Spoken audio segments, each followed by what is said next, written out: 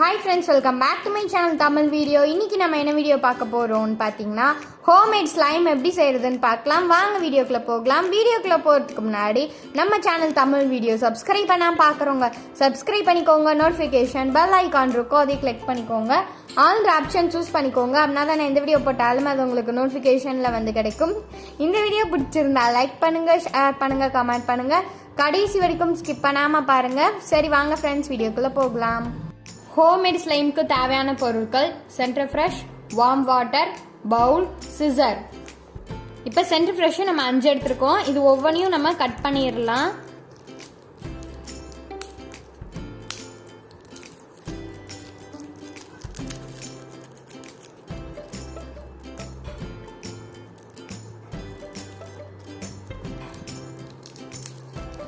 இப்போ நம்ம இந்த 5ஐயும் வந்து கட் பண்ணியாச்சு. கட் பண்ணதை நம்ம வந்து இந்த பவுலில் சேர்த்துக்கலாம்.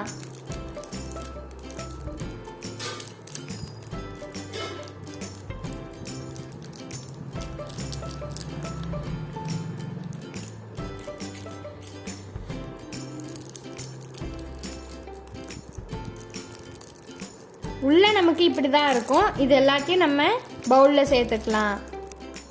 இப்போ நம்ம வந்து 5 சென்டர் ஃப்ரெஷ்ஷு பால் மாதிரி மாற்றிக்கலாம்.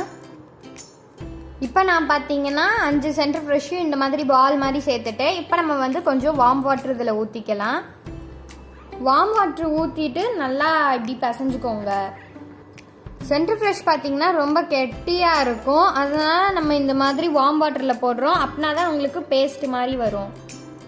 இதே மாதிரி நம்ம 5 minutes இந்த மாதிரி நல்லா வந்து சுடுதண்ணியில் நல்லா டிப் பண்ணி விட்டுக்கலாம். இப்போ பார்த்தீங்கன்னா நம்மளோட ஸ்லைம் வந்து ரெடி ஆயிடுச்சு. இங்கே பாருங்க, நல்லா இழுக்க நல்லா லாங்காக நல்லா பெருசாக வருது. இங்கே பாருங்க எப்படி இருக்கு, நீங்களே பாருங்க நம்மளோட ஸ்லைம்.